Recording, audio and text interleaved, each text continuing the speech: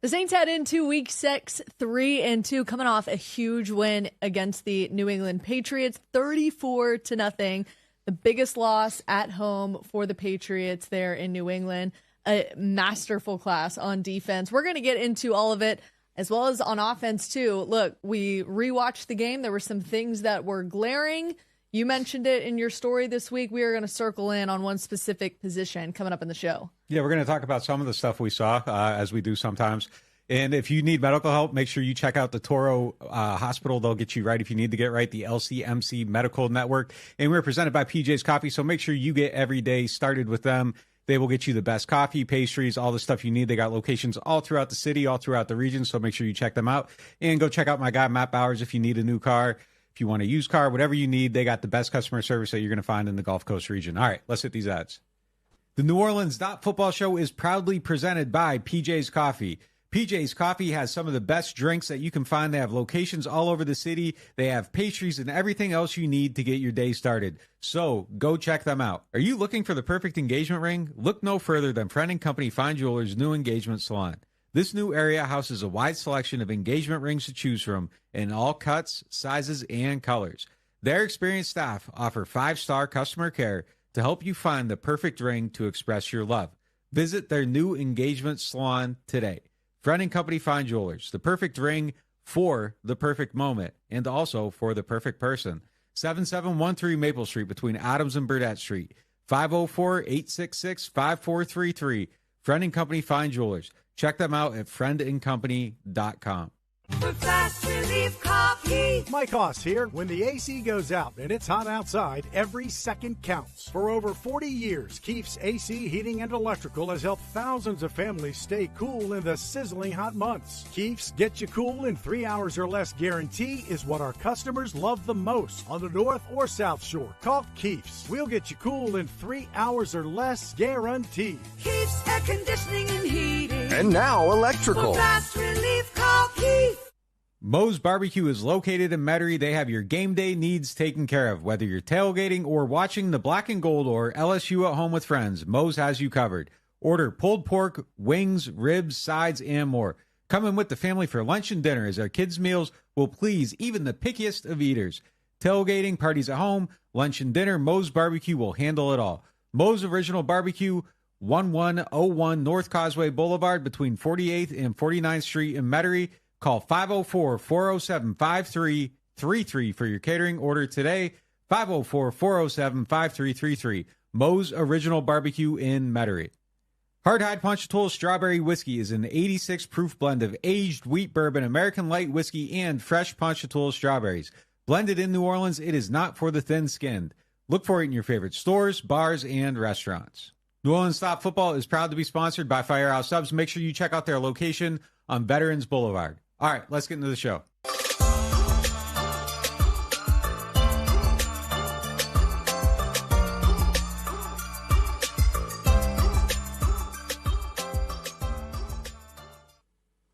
Let's get into our lead topic presented by Friend & Company Fine Jewelers. Friend & Company Fine Jewelers is home to a new engagement salon where they have a wide selection of engagement rings. And while you're there, ask them about their fleur-de-lis collection of earrings and necklace that I have on now. They are specially priced for our NOF audience. All right, have the Saints finally reached a boiling point with Trevor Penning based on what we saw in the game Sunday with the run blocking? It was something that if you go and rewatch the game, I know a lot of people have been like, you guys have been talking about how he's gotten better. He has in pass protection, but in run blocking, there were several times where we saw even a tight end and a running back helping him on the left side. You need those guys to be out in the field being an option for Derek Carr, not helping on the left side. So what's it going to take for a change to be made? Well, I mean, that's part of the reason that there's really been no tight end production is because you got guys over there helping him out. It makes it a little bit slower for them to get out into their patterns. Even when they're like chipping and going out, like you're slowed down. You aren't just like directly going out. So that's one thing. And yeah, look, the run game, when you go through it and you look at it, I went through yesterday and I watched every run play from the season. And there were at least 20 legitimate, like, super negative plays. And then if you want to take in ones that are, like, you know, borderline, but, like, the number goes way up. But, like, there are 20 indisputable, extremely negative plays in the run game. And it's just too many in 5 games. And not all of them lead to run blowups. Like some of them, it's just like him getting bullied on the other side. But then when they're running that direction, the same thing's going to happen, and he's going to be in trouble. So I counted them. It was like 80-some runs away from Penning, 40-some runs towards his side of the field. And that's just a bad disparity. Last year, it was almost an even 50-50 split. So when we're talking about predictability in the offense and all this stuff, like it's not just play call, it's direction, which way they're going. All that stuff can allow you to cheat a little bit. And I think it's tough, though. I mean, like if you're gonna make a change at this position, and you know some of the stuff seems to point toward that possibly happening, I think that it's tough, man, to move away from your first round pick. He's basically in his rookie season, 6 games into it. That's a tough admission to make. I give him credit for not like falling into the sunken cost or whatever. Like, oh, we drafted this guy, so we got to ride or die with him at all costs. But like, that's a big, bold move to make with the first round pick, to make a move away from him if they decide to do that. And for this reason, it's crazy that run blocking is supposed to be the thing he could do week 1 his rookie year and be an upgrade, and to think that he might lose his job because he's not run blocking well enough is a huge disappointment. I mean, obviously the book is not fully written on him yet, and I think also the other thing, and DA pointed this out, they now have their full arsenal of options this week is what he said on that. And Nick has pointed this out, that Andrus Peat, for faults he has a really good run-blocking left guard. And James Hurst has kind of struggled at guard this year. He played a lot better at tackle the last 2 years. So left tackle is probably the best position for James Hurst. Andrus Peat is probably the left guard. So you're probably possibly considering this decision as much putting them in their best positions as you are realizing that Trevor Penning is not really helping. But to your point about the run game, not like, even though the offense seemed to come to life and that they did run the ball and they had some really good runs in this game, like I was kind of saying all the things Alvin Kamara said last week were amen, preach on, except for he was like, I think we should run the ball more. And I'm like, based on what? Every time you guys have run the ball this season, it's been 2nd and 10 on the next play. They have not run the ball well this year. They went into that game against New England, bottom 5 in the league in yards per carry. They improved that slightly in this game, but they need to put their best run-blocking offensive line out there, no question. A couple things on what you said. First off, with them being able to run the ball more effectively, Ryan Ramczyk is undervalued when it comes to that. I had a chance to talk with Alvin Kamara today. You can listen to that interview on our YouTube page. And Alvin continued to say, look, Ryan Ramczyk is that guy that he's never searching for the praise. He's not a guy who's going to be in the headlines. But anytime he's in run blocking, Alvin knows that he's going to find a space to run through. And to James Hurst's point, you talk about him maybe not doing the best at guard.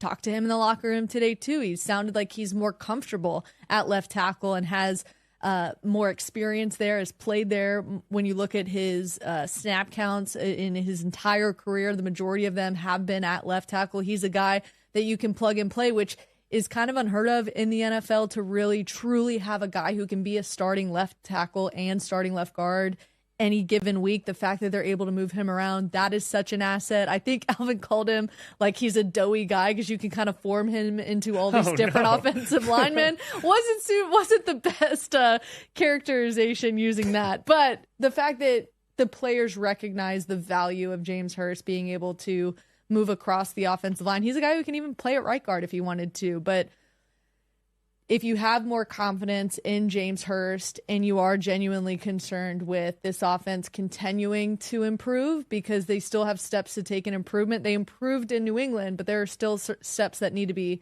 taken. The third down numbers were just as bad as they were last week, which was kind of surprising. So we'll see what happens this week. But to me, it's tipping toward Trevor Penning getting benched. There's a few things here, though. Like, I don't think the book's closed on Trevor Penning. Like, we saw it absolutely. He's frustrated, too, that it's not coming along. He's trying. No doubt. And we saw it take Cesar Ruiz multiple years to kind of reach his potential. And then he actually ends up getting a second contract, which at a certain time, it looked like that was impossible. Coming in the last season, we were talking about, like, if he doesn't improve, they got to cut him or, move on from him after the season, draft his replacement, whatever. And he turned it around and figured it out. So book is not closed on Penning. B, like, yeah, I think it is better with like Hurst at left tackle than left guard. I think he plays better there. I think Pete should be playing guard. And if that was a decision where Penning was fixed, like I thought Pete should have been in there ahead of Hurst. Like that was a drum I was beating the last few weeks.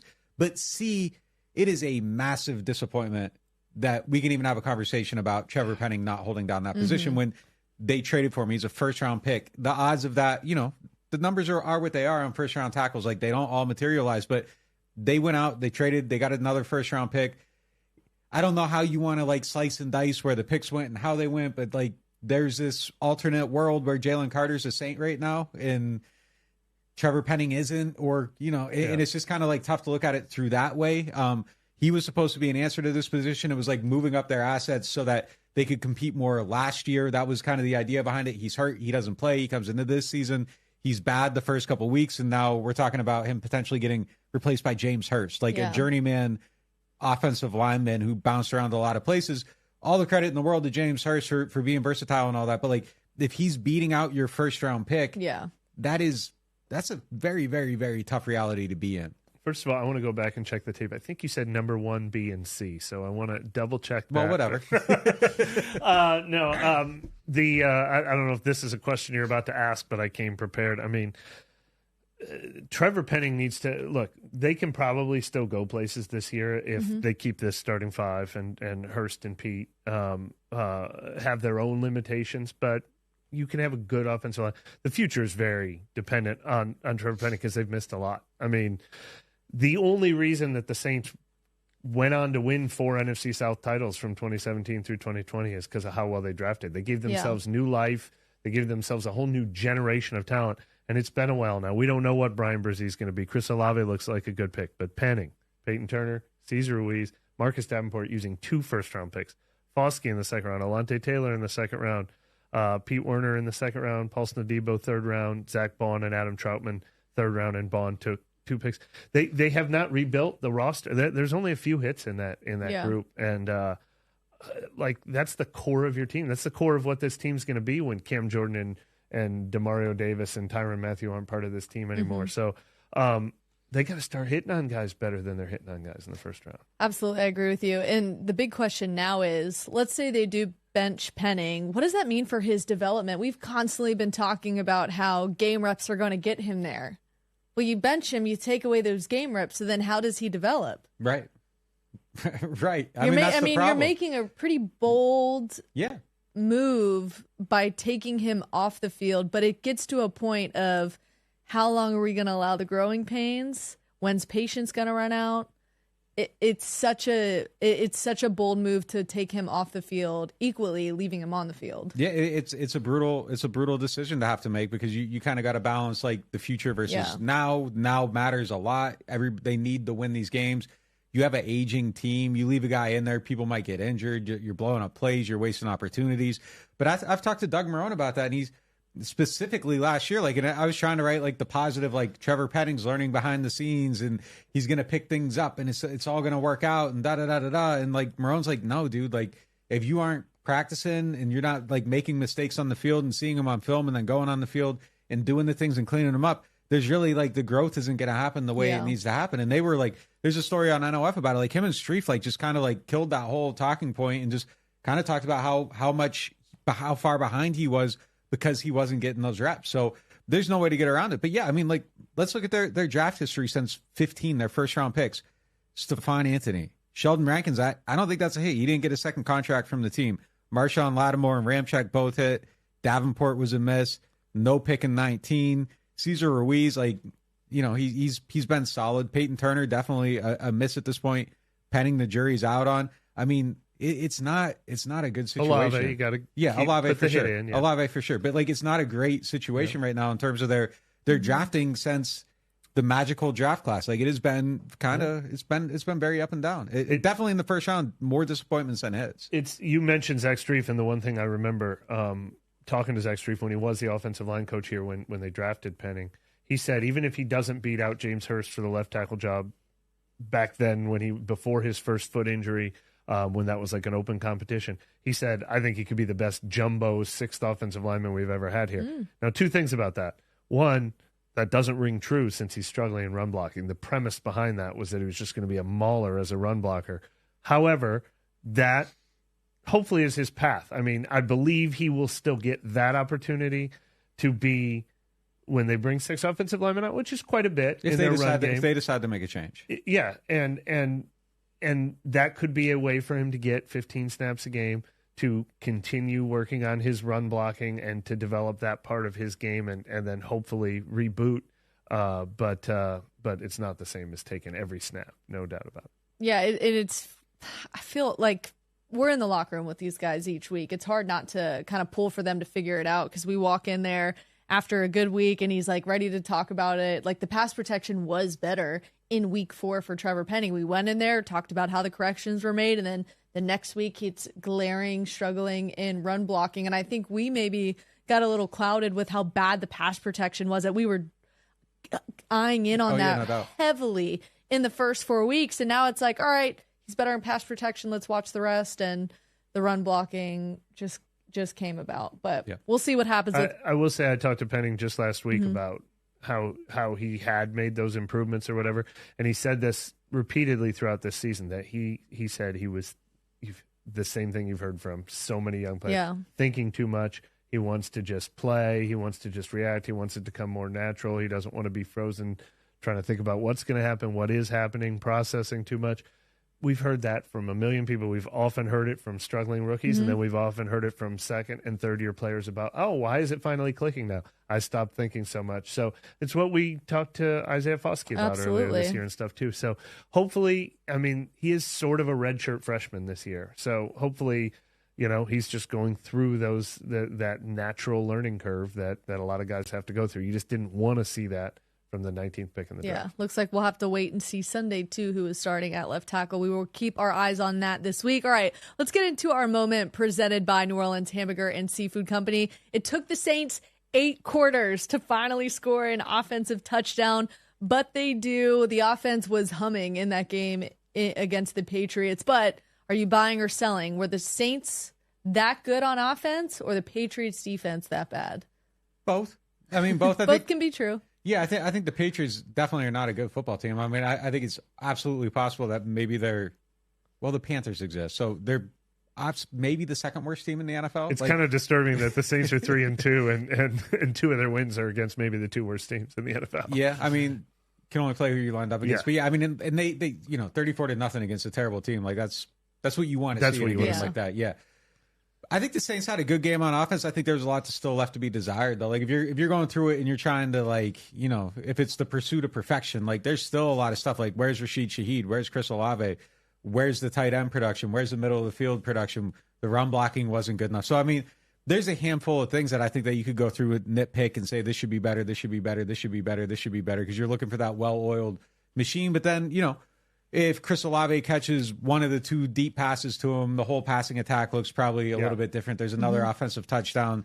So there's a handful of things. He definitely dropped that pass in the end zone, too. I know, like, PFF said they had no drops. He dropped that pass. But, I think there's a handful of things they could have done better, and I think you got away with some of it because the Patriots are kind of terrible. But I think it's a little bit of both. But I'm buying that the offense took a step forward last week. I'm not necessarily buying that a step forward means they're taking another step forward and I'm taking a step back. But I will buy that there was a forward progress, but let's see where it goes from here. Yeah. Derek Carr missed a couple throws in that game too. And I almost feel like if this was his first game back, we would have attributed that to, he showed some rust with the. So we'll see if the shoulder's affecting those throws, if his timing with the receivers is still a work in progress with him. But the one thing that I'm not worried about with this team, and even with all the Pete Carmichael play calling issues that they have, is I feel good about the potential of the passing game. I feel like the most important thing we saw is they did get that running game going despite some of the run blocking issues that we saw. I think the offensive line in general overall had one of its better games. And to me, that is what is going to have to happen. If they can run the ball with some effectiveness and even put together some of those drives where they ran it like 6 out of 7 plays, they can have some of those drives. If they can be getting 4 yards, now it's 3rd and 2, then I like what this offense could be. It's crazy to think, though, 5 weeks into this season, we've seen so few games where they're in a rhythm to where like they even had the opportunity. I mean, I don't think they were in 3rd and short for the first 3 weeks of the season ever. But I think you're about to ask about those 2 penalties. I mean, we would be, if this had been a tougher opponent that they were facing, we would have a litany of, well, here's why this drive died because of this false start penalty. Here's why this drive died because of this holding penalty. Here's why this drive died because Chris Olave didn't get both feet in. Like, I had a list of those going until Tyrann Mathieu was actually the one who got the team scoring. Yeah. Let's get to these red zone and third down numbers before we hit penalties. Red zone was way better. They went 3 of 4. They went 0-2 last week. The third down numbers was kind of surprising to me as you go through the flow of a game. They were converting on some of the third downs that led to some scoring drives, but they only converted on 33% of their third down attempts. And it was worse than last week. They had converted on 36% of their third down. I don't understand why that just continues to be such a big issue, but penalties could play into that. Now, look, there were 12 penalties committed by the Saints. They're actually tied for third in the NFL right now with most penalties, 36 through week 5. 7 of them stood out for me. All right, 4 penalties led to drive stalling on offense. 1 led to the Pats being in field goal range. They did miss the field goal, but the Saints still put them in field goal range. 1 forced the Saints to settle for a field goal instead of a touchdown. And then there was 1 special teams penalty that just was unnecessary. I mean, the penalties are an issue.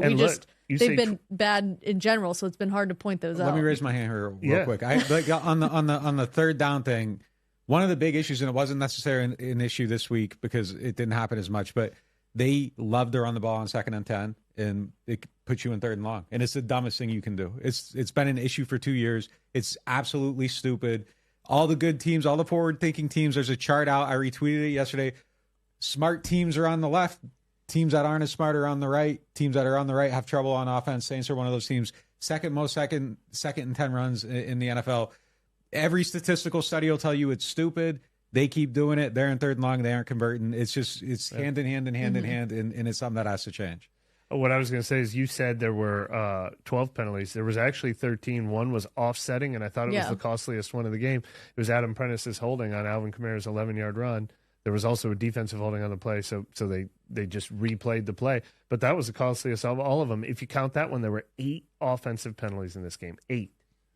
That's killing your offense. Yeah. When you're trying to get an offense going, that's the easiest way to stall it. One thing I haven't talked to Nick about that I thought was interesting after he did so many studies on motion, I thought it was so interesting that Dennis Allen said the other day there were 4 false starts, and he said most of those came on plays that had motion or shifting. And he said, I told these guys, if we're going to do this, like motion and shift, like everyone says they want, like we all want to see, because you better prove you're not going to get flagged for false start every time we do it. So that is criminal that they're... Coach it better. Yeah, exactly. That's criminal that they're like so new. Shift in motion is so new to them that they're false starting every time they do it. Yeah, not to this point. I agree with you on that front. All right, it's back-to-back weeks now that Alvin Kamara is featured in our money segment presented by Jefferson Financial Federal Credit Union. Last Wednesday, we featured him for the way that he kind of just took apart this offense, calling out guys, this is what we need to do. This week, it's because of what he put out on the field. Kamara eclipsed got over 70 rushing yards. He had 97 all-purpose yards Sunday. When he's on this offense, it proved how good this offense can really be. He would have ran for more yards if there was better blocking, too. He looks good running the ball right now. He looks fast. He looks like he has his burst. I have full belief in Alvin at this point. And there was even a throwback moment where he got the ball out in space and kind of cut back into the middle of the field, made people miss, maintained his balance. That's Alvin. I don't know what else, we really need to see from him. But if he gets some more advantageous situations, those numbers go up. But even adding to this, the off the field too, the leadership, all that stuff. I think Alvin's kind of in a great space right now. He talked about that a little bit more today, just about how he's in a position he's going to go call out defensive players. He's taking it upon himself to kind of be that guy, and they need it on and off the field. And it's you go and you complain. You not complain's the wrong word, but you go and call everything out, and then you got to back it up, and he's backing it up. Backing it up. Yeah. So I think Alvin is just kind of in a great place right now, and it could have went either way. And I feel like coming off of last season, just getting all the suspension and all that stuff behind him, I feel like he's just in a good spot right now to kind of produce and be himself. You've also made the great point that Drew Brees has been gone for a couple years, and there's other veteran leaders around the team, but Alvin's doing it in a different way. Like Alvin, he became a captain for the first time last year, but now he's becoming more vocal too. And it's like him and Mike. Oftentimes he'll say him and Mike, and Mike will say me and Alvin. Those two guys realize like we're the old guard here, and we're gonna force the issue. They both talk about. I really want a mic'd up sideline. They both talk about how they're in Pete's ear, how they're in Derek's ear, how they're in DA's ear on the sideline, campaigning for what they want. But you got to back it up when you do that. I'm going to put Mike right in here with this because I was so fat. He's also been so much more open with the media, and he was saying, I know everything they were saying about us. We all know what they were saying about this offense. We wanted to go out and score early, and I was telling Derek, I'm a big body. Throw it to me. I'm going to catch it. I'm going to come down with it, even if I'm taking the hit. It's exactly what he did in the first quarter. Yeah. So those two guys they said, we want to just go out there and force it to happen. And then they went out there and they forced it to happen. They really did. Alvin and I were talking about that today, too. He was mentioning it's different hearing Mike so vocal. And I kind of just was like, wow. And he's like, it, too. I mean, he's usually not the guy that's out there putting himself in front of the team, being the vocal leader. It's so good to hear that he is, though, especially when it's two of your biggest playmakers, having them vocalize what needs to happen, and also then you go and watch them on Sundays and they're putting it on the field. But because Alvin Kamara is running the ball so well, we finally got to see Kendre Miller, the pass catcher, and man, is he dangerous when he can be a pass catching back. Could we see more of that with the way Alvin Kamara is running the ball so effectively? Yeah, I mean, also I think Kendre could run the ball well, and as Nick just said, Alvin, it's kind of a misnomer that you can just throw Alvin like those balls that they were throwing to him 2 weeks ago behind the line of scrimmage. He's going to make everybody miss. But if you get Alvin in the open field with a full head of steam, he's got the best balance in the game. I'm for anything that gets either one of these guys going in the open field because I like their chances of making guys miss. I like Kendre's chances of running some guys over. So however you can, and this goes back to the play calling, the play design, the effectiveness of the offense in general, but I love the potential of that 1-2 punch, no doubt about it. Yeah, I don't even think it has to be an either or. Like if you get good blocking, like 17, that Mark and Alvin weren't starving for targets. Yeah. There's ways to get them both the ball. So I think you can do it. You dial it up more, but like it really comes down to your blocking. And when you're blocking well, those plays work. And when you aren't, they work okay sometimes if the guys are special. But you do need people out there making plays out in space, leading the way, and all that. I think that's where Andrews Pete helps a lot too. Like in your screen game, like he is somebody that gets down the field and is often when you see a successful screen, 75 is usually somewhere down the field in the picture. So I think if he gets on the field, that's something that helps with that too. So I want to see them both getting the ball because I think they're both really good with the ball. They get in space. Like we saw it with Kendre for the first time really in this game. He kind of got isolated in space a little bit and you saw the movement skills. Like we saw that all camp. That's why we were excited about him. He didn't necessarily have those opportunities before, but if you can block well, you'll create them. They both, speaking of blocking, they both had great pass protection games. They really did. Yep. And Foster Moreau told us a really interesting behind the scenes on when Kendre picked up the blitz on Chris Olave's touchdown. He said that required an adjustment too because he said the 4 technique pulled out on the Raiders line, and so Kendre then had to be on the other side of the field, and he said he picked it up beautifully and he allowed him to throw that touchdown pass. You love to see that from a rookie. All right, we are going to take a quick break, but when we come back, we're going to go around the NFC South, what's going on with the injury report that came out today, and of course, we're talking about this Saints defensive performance. We'll be right back after this short break. Score big with the kickoff combo at New Orleans Hamburger and Seafood Company. Each comes with fried shrimp, garlic herb fries, and your choice of soft-shelled crab, our famous thin-fried catfish, or traditional catfish, starting at $10.99 at New Orleans Hamburger and Seafood Company. Are you tired of renting and ready to own your dream home? Contact Jefferson Financial Federal Credit Union, your trusted source for home loans. Our competitive rates and flexible terms can help make your home ownership dreams a reality. If you're a first-time home buyer or looking to refinance, our experienced lenders are here to help. Our online application process allows you to apply on your schedule. It's quick, easy, and convenient. Visit us online at jeffersonfinancial.org to learn more. Federally insured by NCUA, Equal Housing Lender. At Turo, we were born for moments like this. From bringing new bundles of joy into the world, to delivering what new mothers need to stay healthy. Born to keep hearts beating strong, and to keep seniors active and healthy for years to come. Because at Turo, we deliver more than babies. From heart care to cancer care, and newborns to seniors. At Turo, We're born to care. Martin Wine and Spirits is home to a selection of hand-picked barrel select bourbon, whiskeys, and much, much more. They are family-owned and operated since 1946 and specialize in wine, spirits, gourmet food, gift baskets, catering, and tasting events. They have many locations, so they're never too far away. You can check them out in Metairie, New Orleans, Mandeville, and Baton Rouge, or if it's more convenient, you can always shop online. Whether you're a wine novice or a seasoned collector, you'll enjoy the Martin Wine and Spirit experience.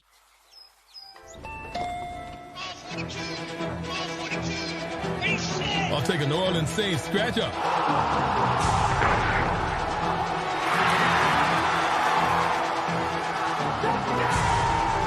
Play New Orleans Saints from the lottery. Just scratch, fold, and punch your way to winnings.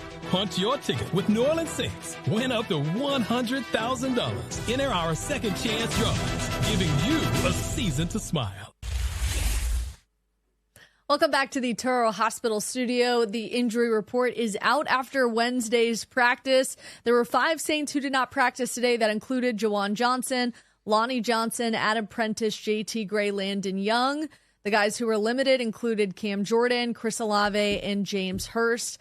Derek Carr went full. Marcus May is back from suspension.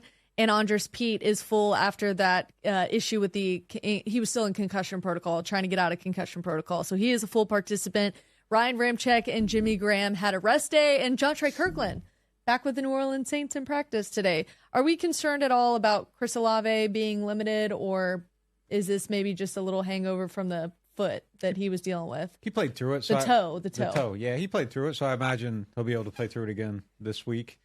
Do have to wonder if it hindered him at all in this last game, though. I mean, we did see him some uncharacteristic plays, and we did see him very clearly working it out before the game. Like it was a thing they were testing to see his ability to play and cut and all this stuff. So it had to be something that affected him in some capacity.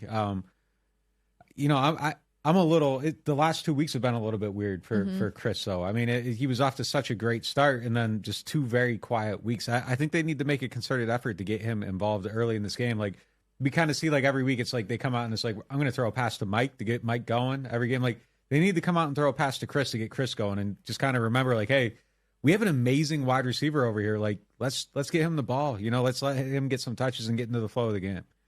Yeah, they had at least one play where they lined him up in the backfield again, and was that the one where he didn't keep both feet in bounds, or I can't remember if that was the same play or not. But I was like, trying to do it the way that they were doing it so well in week 1 again. I don't like seeing him on the injury report limited. I don't like seeing Cam Jordan on the injury report limited. You almost never see that, but we'll see as the week goes on. This injury report should shrink somewhat, I think. But the one that, I don't know how much it matters, but Adam Prentice is concerning because when you see a player did not practice with an injury combined with J.P. Holtz got re-signed to the practice squad, I wouldn't be surprised at all if we might see them preparing for Prentice to miss time. They can work around that.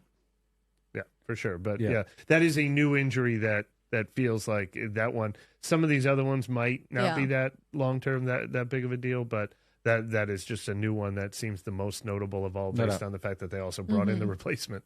For me, I'm going to be watching Juwan Johnson, who looks to be potentially getting further along with rehab, so we'll see what happens, but don't love seeing that he did not practice today, and we didn't even have eyes on him when we were out there. Yeah, that's starting to become like a bigger issue, too. Like, it's going on for quite a while now, and it looked like he was going to come out and potentially try to play in that game, and now he's missed a couple since then. So it's something that they need him. Like they're a better team with him. And the silence from the tight end position, like that was one of my biggest concerns going in. And then they like just revamped the whole depth chart. Juwan has this like amazing summer, and now they're just getting nothing out of that position whatsoever.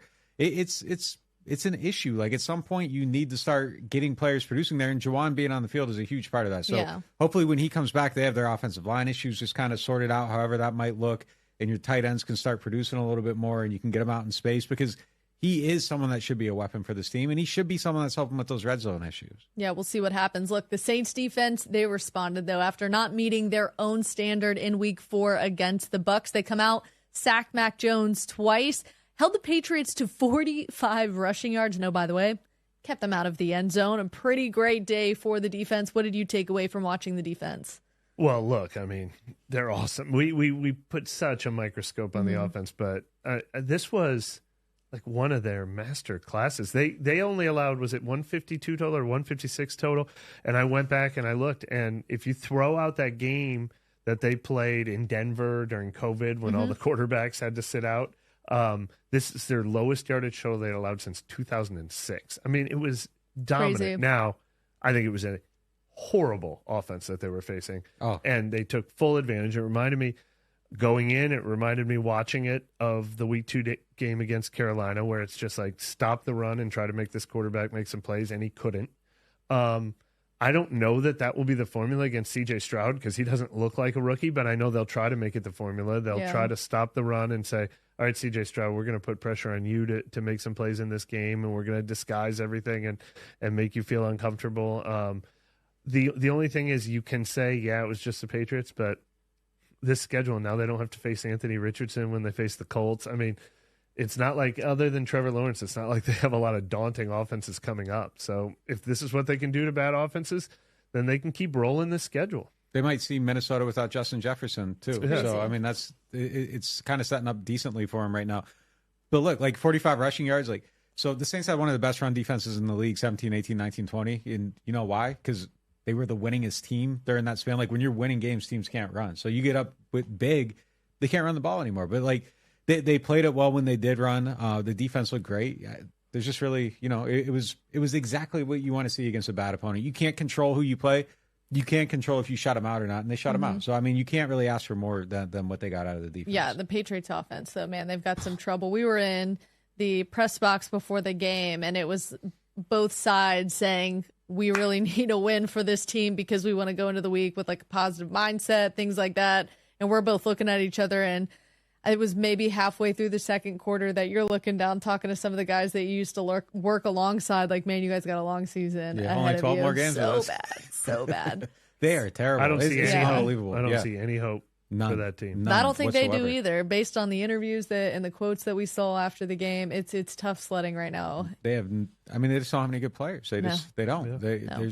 It's bad. Like, so, like, Belichick's kind of figuring out what Sean had to figure out, that, like, oh, wait, when you don't have one of the best quarterbacks to ever live, like, you actually need playmakers on your team, and it isn't just scheme, and it just we can't will our way around everything. No, you have to invest in everything.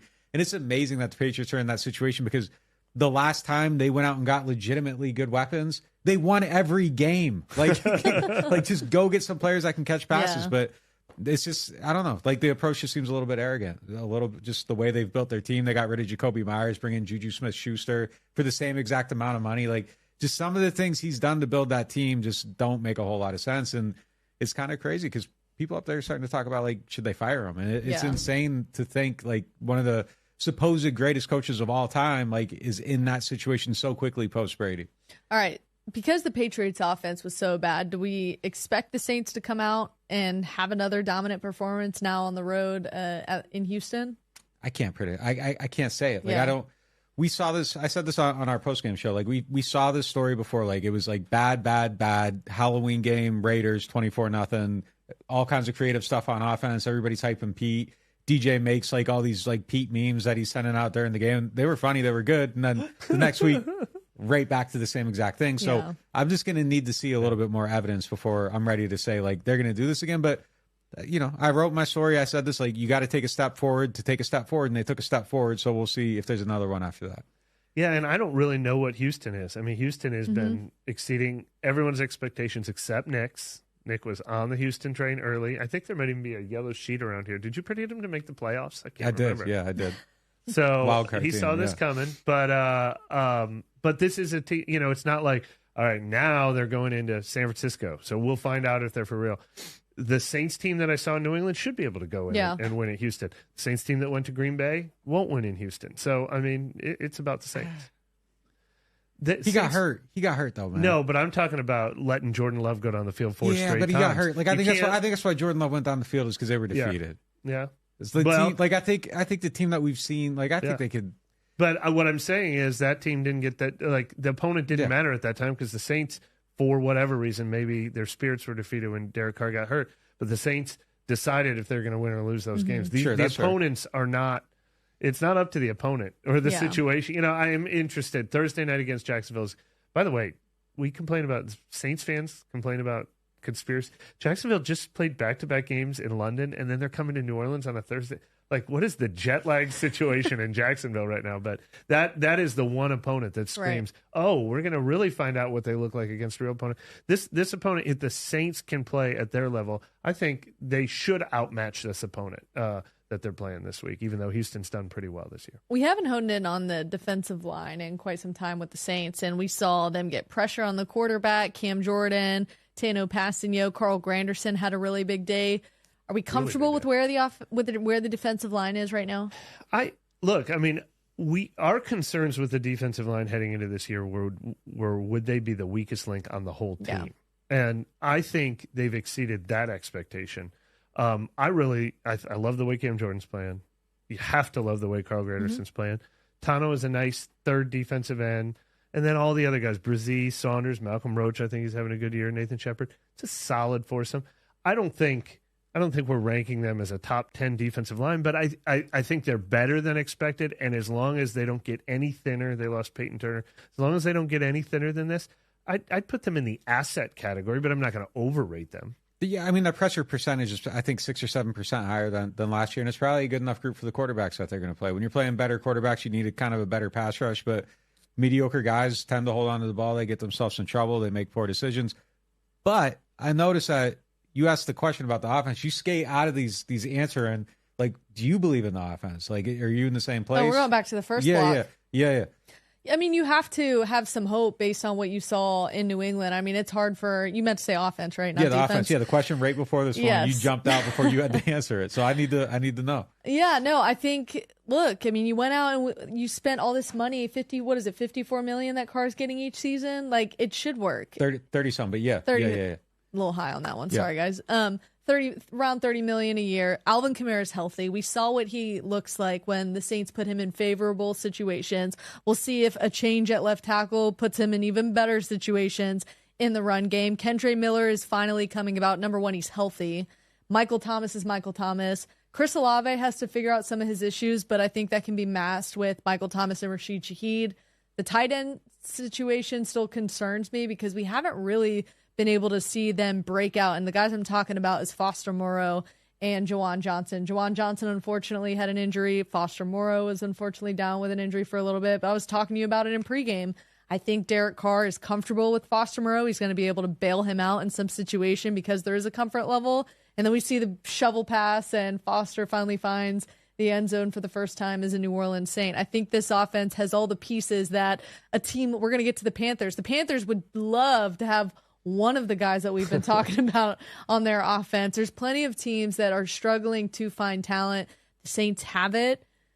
Now it's, can you stay consistent? Yes, they figured it out for one game. Look, Blake Grupe also with the 50-plus got overlooked yard field goal range. But I think this offense can figure out a way to score. But if they don't get out to a fast start against Houston, look, C.J. Stroud is probably the best rookie quarterback right now in the NFL. Oh, no question. Not even close. It could get ugly if the Saints defense doesn't have back-to-back weeks now being super strong. Yeah, that's all fair. Definitely. I think starting these games quickly and getting momentum is going to be huge. You can't be relying on your defense to get a pick six. Oh, real quickly on the offense too. I was beating them down about going away from stuff that worked. Remember we were talking about just these quick outside passes to Michael Thomas and Chris Olave? Look at that. It worked. Yeah. And they found it. Alvin Kamara, I mean, they kept moving the sticks on these plays, and it's like, just do the things that you're watching the film that works. I know you want to try and disguise things, or you feel like maybe we need to switch it up, but unless they're stopping it, how many times we say that about Taysom Hill? Unless they're stopping it, stop using it. Now, Taysom Hill's a different subject. It hasn't been the most productive this year. He was good in this game. He averaged just 7 yards a carry again this game for 3 carries. But we're actually going to break that down on Friday. We're going to get into the Taysom Hill thing, but they have everything that they would need to be successful on offense. Yeah, look, I've been like the president of the Mike Thomas campaign. I've been his campaign manager probably like more so than I probably should have been. But like I actually think they need to throw him the ball more, and he's getting a good amount of targets right now. But like he still feels underutilized. Like I would try to get back to like a higher usage rate with him because there's still automatic plays. He's the one guy that's ultimately consistent. He doesn't make mistakes. He catches everything in his range, and he feels like the way out of second and long. Like he's the guy that's going to get you into those favorable third down situations. And then guess what? Go back to him on third down because you still can't cover him. Like he's always open, even when in tight windows and everything else. Like I would be throwing the ball to Mike like it was 2019 because he's going to make the catches, might not have the same production after the catch, but he's going to make the plays and he's going to catch the ball. Like they need to use him a little bit more than they have. Yeah, he's talk about the tight ends not being a big part of it. What Derek Carr used to have with Darren Waller. I mean, he it feels like there is a comfort level, security level there. It feels like the guy he likes to throw to in those gotta have it situations. So there was a couple of them in the game where it's, are you even thinking? But I mean, it was just ball snapped and he hits Michael Thomas twice in this game. Well, I loved the one that they broke down too. Yeah. And when you went back on the all-22 and you could see it, whatever Derek Carr's signal was to Michael Thomas, he said they didn't talk about it all week, but they both recognized the same thing. It was 3rd and 7, throws a 13-yard pass to him, boom, boom. Michael Thomas takes a big hit. Derek Carr takes a big hit. They saw they were in zero blitz. It's like, he said, he goes, when you're doing that, it's just like playing pitch and catch. And Mike said, that's what I did my whole career with Drew Brees, and we're developing that together now. So, yeah, go ahead and throw it to him 12 times a game. Why not? Worked for a lot of other quarterbacks here. Yeah, Saints fans would love to see that. All right, let's get to our Martin Wine and Spirits question of the day. Martin Wine and Spirits is home to a wide selection of hand-picked barrel select bourbon, whiskeys, and more. All right, the question: does Jordan Howden stay at center field safety with Marcus May coming back, or go back to only come in on dime formations? I think he'll probably be the dime guy. I don't think you take Marcus May off the field. He had a great game this week. I thought he looked really good, anticipatory, played well in the box, was good deep, was right there on a turnover. Like he did everything you wanted to see, and I don't really have any criticism whatsoever of his performance this week. But I don't think that that's enough to move off of Marcus May. I think that there was good communication between Tyron and Marcus, and I think Howden being in that spot is probably where he should be. I think if you continued to kind of I don't want to say overexpose, but expose him to more situations, not every game is going to look as good as this one. I think when you have a different quarterback and a different offense and receivers that are actually getting open and you have to do things to cover him as a safety, there's more opportunity to make mistakes. Not to say that Howden would have made mistakes, but I just think that you're a better team with May and Tyron in those positions. Howden showed some rookiness in his first start too. I mean, he wasn't perfect in that game. He made some mistakes here and there. So yeah, I mean, you go with the veteran over him, but good problem to have, as they always say. And how many snaps per game in dime would you say is typical for the Saints? They're going to create them. Yeah, I mean, they're going to create them. Their third downs are going to be them. He's going to get good usage. He'll be in 20, he'll probably play 20 deep snaps. He'll probably play deep in that package too. So you'll still use him in that area of the field. So, yeah. All right, let's go. No, I'm just saying, it's a good thing he can develop too. I mean, it's kind of they've always kind of been a year early on drafting their safeties, and then they have the succession plan where they have the understudy Von Bell, coming in for a year. He's kind of the understudy in this type of package. So a year from now, you might have competition and somebody you're looking at to be a starter. So it's not a bad situation to be in. I think he can grow and learn and just continue to pick everything up without having to be too exposed and too much relied upon. To me, he's been one of their better picks of the draft this year. I mean, he's somebody who we weren't necessarily circling on our radar, and he's come in and proved to be a guy that you can plug in when a starter's out and not feel like there's a whole lot of takeoff. All right, let's go around the NFC South. Panthers. 0-5. 0-5. I mean, just a reminder to the Saints fans that thought the season was over when they were 2-2. You could be 0-5. Ugly. They are the only team in the NFL without a win now this season heading into week 6. The last time they started the season 0-5 was during the 2010 season. That year they won 2 games. You want to hear another? Yeah. Say, ooh. They don't have a first-round pick next year. It belongs to the Chicago Bears. Oh, man. Because of their trade for Bryce Young. And they're still searching for help at wide receiver. That's why I mentioned the Saints, the amount of talent they have. The Panthers would love to have even 2 of the Saints. Thielen's been balling a little bit, though. We talked about him as a guy when we thought that, I mean, we didn't know what Michael Thomas was going to be. Yeah. We thought they needed some Michael Thomas insurance. Thielen's still bringing it. It's unfortunate he's not doing it for a contender since it's probably late in his career, but he's been the one thing working for that offense this year. All right. And also notice that new head coach in Carolina talks about how their owner is very vocal, and that's not something he's used to. Typically, when we hear the owner speaking out, 5 weeks into the season, it's not necessarily a good thing. Tepper's been under fire a little bit. Yeah. He's been catching some heat. He's a little mercurial. He does things kind of quickly, and there's a question of whether they should have got rid of Steve Wilkes, the trade up for Bryce Young, all this stuff. Like he's kind of the driving force behind a lot of things, and their head coach, I don't know, there was a lot of signs that made it kind of seem like he didn't want Bryce Young as his quarterback. Like he was looking at other people. They were including Derek Carr. Yeah. So it seemed like that wasn't the direction the coach went. He went out, he gets a new coach, he gives him a quarterback he maybe didn't necessarily love, and now they're kind of in a very weird bad situation. Yeah. They just lost to the Lions in Detroit 42-24. Moving on to the Dirty Birds, the Falcons are 3-2. Bijan Robinson is still a freak on the field. I don't know if you guys saw the touchdown where he kind of put it behind his back and then punched it in. The crossover Guy's move. Unbelievable. Looked like Allen Iverson running in with the ball. If I'm the Saints, I'm just circling that Falcons game. If we don't get him down, we're in trouble. I mean, he is just that good. They also made a move to get wide receiver Van Jefferson from the Rams. They also got a 2025 7th-round draft pick, and in return, they sent LA a 2025 6th-round draft pick. Kind of seems like that's not he was given away, basically. Yeah, pretty much. Yeah. Maybe not a good fit in LA. I feel bad for Van Jefferson because the one thing the Falcons still have not proven they can do, they draft Kyle Pitts, 4th overall, Drake London in the top 10, and they have Desmond Ridder as a quarterback. The passing game still has not arrived yet for that. Now, Desmond Ridder is doing enough to not lose them these games when the running game works, but he's not winning games for them. Yeah, they just beat the Texans 21-19 at home, so the Texans are going to be looking to get back on track against the Saints this week. The Bucs, they had a bye week. They will play the Lions at home this Sunday. They are 3-1. Up next for the Falcons, they'll get the Commanders at home, and the Panthers are at the Dolphins. If I'm an 0-5 team, the last place I want to be is Miami right now. Yeah, does not look good for them going into this week at all. No. Not looking great. But we'll see how the NFC South shakes out. Thank you guys so much for joining us live on NewOrleans.Football. I'm Brooke Kirchhoffer alongside Nick Underhill and Mike Triplett. We will see you guys again in a couple days going live on NOF. Thanks for the support.